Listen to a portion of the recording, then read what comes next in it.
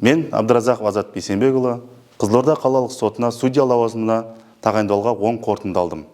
2024 жылы шілде айында жоғары сот кеңесінің сот төрелігі академиясын тамамдап, сол жерде біліктік емтиханынан өттім. 2024 жылдың тамыз айында жоғары сот кеңесімен жарияланған конкурсқа қатыса отырып, оған құжаттар тапсырдым.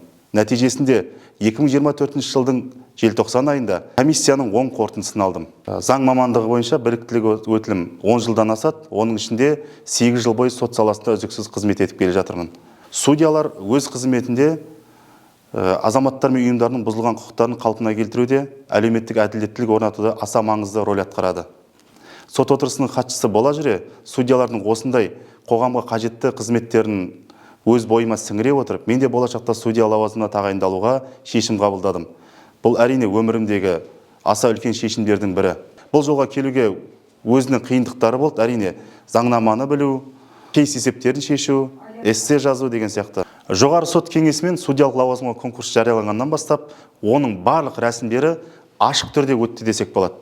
Себебі кез келген рәсімдердің барлығы жоғары сот кеңесінің ресми сайтына және әлеуметтік желілердегі парақшаларына үздіксіз салынып отырды.